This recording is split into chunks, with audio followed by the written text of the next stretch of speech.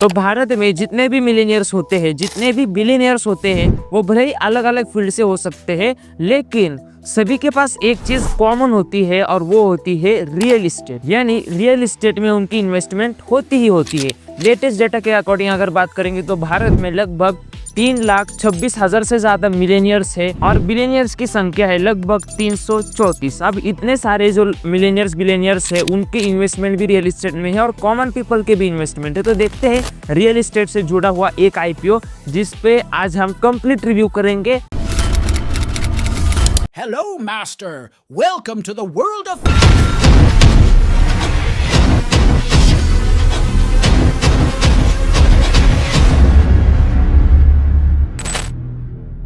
कौन सा आईपीओ लेकर आए हो? एकदम न्यू आईपीओ आपके लिए लेकर आए हूँ। मार्केट में नया नया आया हुआ आईपीओ है। डायमंड बॉक्स के ऊपर आपको एक्सक्लूसिव कंटेंट मिलेगा, इसीलिए बता रहा हूँ, फटाफट जुड़ जाइए। न्यू आईपीओ का रिव्यू करेंगे और आईपीओ रहेगा EIE, यानी कौन सा?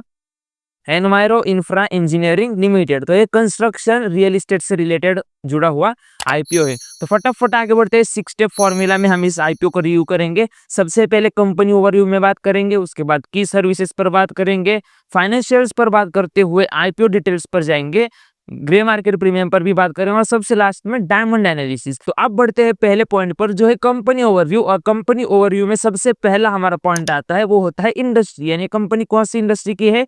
तो जैसे मैंने पहले भी कहा, ये कंपनी है कंस्ट्रक्शन और इंजीनियरिंग के सेगमेंट की, यानी उस इंडस्ट्री की ये कंपनी है। अब सेकंड पॉइंट में बात करते हैं बैकग्राउंड पर कि ये कंपनी का बैकग्राउंड क्या है। तो सबसे पहले ये जो कंपनी है, ये कंपनी का स्पेशलाइजेशन रहा है डिजाइनिंग, कंस्ट्रक्शन एंड ऑपरेटिंग और मेंटेन करना उस प्रॉपर्टी को। इसमें इनकी मास्टर रह चुकी है, स्पेशलिटी रह चुकी है। और इस कंपनी की खासियत ऐसी है कि ये कंपनी हाई कैपेसिटी के ट्रीटमेंट प्लांट्स भी बिल्ड करती है, यानी जो वेस्ट वाटर हो या फिर जो कंपनीज में जो लगते हैं, मैन्युफैक्चरिंग में जो कंपनीज काम करती है, उनको वेस्ट को ट्रीट करने के लिए या फिर किसी भी चीज को ट्रीट करने के लिए जो प्लांट्स लगते हैं, इनका भी सेटअप ये कंपनी करती है। तो अब बात करते हैं कि ये आईपीओ क्यों लेकर आए हैं, यानी इनके ऑब्जेक्टिव्स क्या है। तो सबसे पहले जो बेसिक वर्किंग कैपिटल है उसको फुलफिल करना है, तो उसके लिए पैसा चाहिए। और दूसरा है रीपेमेंट या फिर प्रीपेमेंट, यानी जो लोन्स लिए हैं उनको समय से पहले चुकाना है या फिर टाइम पर चुकाना है, तो इसके लिए रीपेमेंट या फिर प्रीपेमेंट के लिए पैसा चाहिए। कंपनी ओवरव्यू में ही अगला पॉइंट है हमारे पास जो होता है की सर्विसेज, की कौन से सर्विसेज आपको ये कंपनी देती है। तो सबसे पहला मैंने कहा डिजाइनिंग एंड कंस्ट्रक्शन, यानी कंस्ट्रक्शन के जो प्रोजेक्ट होते हैं उनको डिजाइन भी करते हैं और कंस्ट्रक्ट भी करते हैं।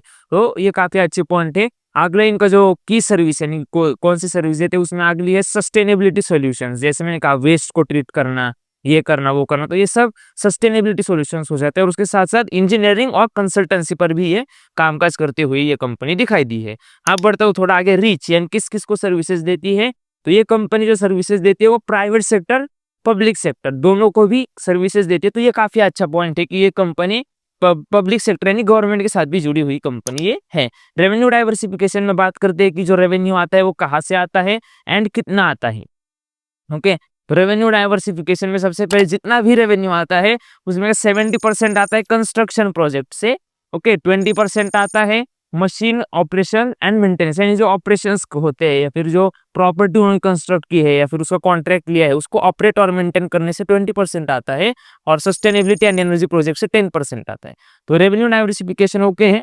ओके, बट कंस्ट्रक्शन प्रोजेक्ट में ज्यादा उनका 70% है डायरेक्ट, तो ठीक ठाक है, कोई दिक्कत तो नहीं है। रेवेन्यू की बात करते हैं, 2022 में इस कंपनी का रेवेन्यू था लगभग 226 करोड़ के अराउंड। 2023 में वही हो गया 342 करोड़ और 2024 में वही रेवेन्यू 738 करोड़। यानी अगर ग्रोथ देखोगे तो सिग्निफिकेंट ग्रोथ है, अच्छा सिग्नल होता है रेवेन्यू के टर्म्स में, ग्रीन फ्लैग देते हैं। आगे बढ़ते हैं, रेवेन्यू के बाद है एसेट्स। कंपनी के एसेट्स की बात करेंगे तो 2022 में कंपनी के जो एसेट है वो लगभग है 148, ओके 148 करोड़। 2023 में वही एसेट हो जाते 348 करोड़। ओके, सीधे 200 करोड़ की ग्रोथ। और 2024 आते आते एसेट्स हो जाते 761 करोड़। यानी एसेट्स की भी बात करें लगातार और अच्छी ग्रोथ है, तो ये काफी अच्छी बात है और काफी ग्रीन फ्लैग हम इसे दे सकते हैं। क्योंकि इसके पहले भी मैंने 2-3 आईपीओ रिव्यू किए, उसमें मुझे इतने अच्छे फंडामेंटल्स नहीं दिखे थे इस कंपनी के जैसे।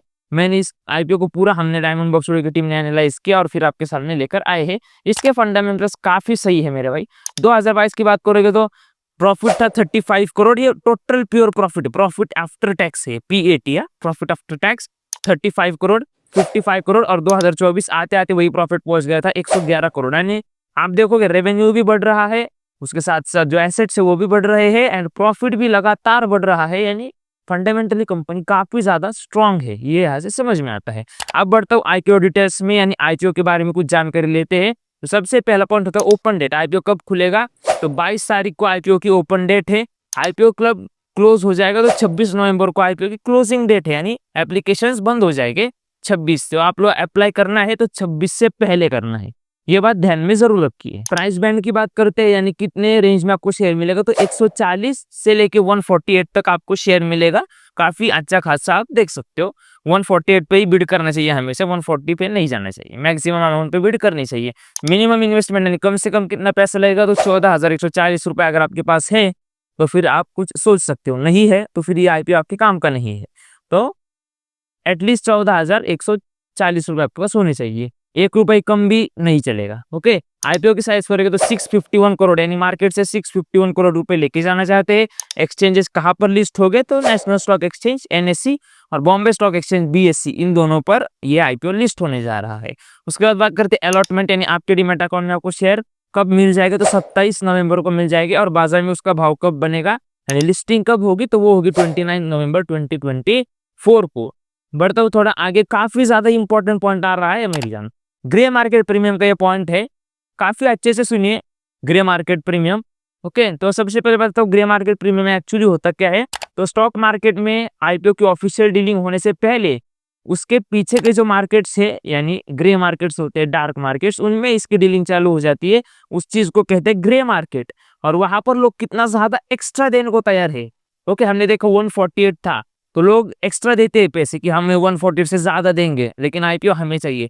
तो वहां पे जो प्रीमियम लोग एक्स्ट्रा देने के लिए तैयार है उसे कहते हैं ग्रे मार्केट प्रीमियम। तो ग्रे मार्केट प्रीमियम या आईपीओ का अगर हम देखेंगे तो 52 रुपीज, और ये परसेंटेज में बात करेंगे तो आपको पता चलेगा 36% क्या होगा ग्रे मार्केट प्रीमियम है। बढ़ता हुआ आगे डायमंड एनालिसिस में, यहाँ पर हम इस पूरे आईपीओ को मतलब क्या करना है फाइनली आपको इस पर बात करेंगे। तो चलिए बढ़ते हैं। देखिए, तो सबसे पहले जैसे मैंने आपको कहा कि ये कंपनी के फाइनेंशियल्स काफी अच्छे हैं, फंडामेंटल भी काफी अच्छे हैं, फाइनेंशियल्स पे है ही। ओके, जैसे मैंने आपको कहा फाइनेंशियल्स में प्रॉफिट कंटिन्यूस ग्रोथ है, एसेट्स कंटिन्यू ग्रो हो रहे हैं, रेवेन्यू भी कंटिन्यू ग्रो हो रहा है। और उसके साथ ही साथ मैंने आपको ये भी कहा कि ग्रे मार्केट प्रीमियम काफी अच्छा है, 36% का grey market premium is okay. Okay, अच्छा खासा ग्रे मार्केट प्रीमियम इसका है। और ये कंपनी जिस क्षेत्र में कामकाज कर रही है उस क्षेत्र में इसका मतलब व्हाट वी कैन से एक प्लस पॉइंट ऐसा है कि ये प्राइवेट में तो दे ही रहे हैं अपनी सर्विस, पब्लिक में भी दे रहे हैं, यानी गवर्नमेंट के साथ भी मिलकर काम कर रहे हैं। तो काफी अच्छा है। इनका जो रेवेन्यू है ऐसा फोरकास्ट है कि आने वाले समय में और ज्यादा इनकी ग्रोथ हो सकती है, क्योंकि कंपनी की सर्विस भी काफी अच्छी है और कस्टमर भी सेटिस्फाइड है। तो ये सारे पॉइंट मैंने जो आपको कहे ध्यान में रखते हुए हम ये कंक्लूड कर सकते हैं कि देखिए आप ग्रे मार्केट प्रीमियम भी अच्छा खासा बढ़ रहा है। 24 था, अगले दिन 36 हो गया। अभी और लेटेस्ट ग्रे मार्केट प्रीमियम तो डिस्क्रिप्शन में है, डिस्क्रिप्शन के ग्रे मार्केट प्रीमियम आप जरूर चेकआउट कीजिए। और मैं कहता हूँ अगर अच्छा खासा ग्रे मार्केट प्रीमियम उस डेट तक है तो आप इसमें शॉर्ट टर्म के लिए आप इन्वेस्टेड हो सकते हो एंड लिस्टिंग गेन लेकर निकल सकते हो। बट रियल एस्टेट में भी पैसा काफी ज्यादा होता है, कंपनी अच्छा ग्रो कर सकती है। जिसको लॉन्ग टर्म में रुकना है रुक सकते हैं। एक और बार ये हमारी एनालिसिस है, हम आपको इन्वेस्ट करने के लिए इंसिस्ट नहीं कर रहे। आपका पैसा है, सोच समझ कर आप इन्वेस्ट कर सकते हो। फाइनेंस से लेकर बहुत सारा कंटेंट अपने चैनल पर अवेलेबल है, एक बार फाइनेंस की ये सारे वीडियोस जरूर चेकआउट कीजिए। फाइनेंस के साथ साथ बिजनेस का भी कंटेंट है और सबसे लास्ट में लाइफ कोचिंग का भी कंटेंट है। तो ये सारे वीडियोस जरूर चेकआउट कीजिए। फाइनली अगर आप यूट्यूब पे देख रहे हो तो सब्सक्राइब कीजिए, फेसबुक या इंस्टाग्राम पे देख रहे हो तो फॉलो कीजिए। धन्यवाद।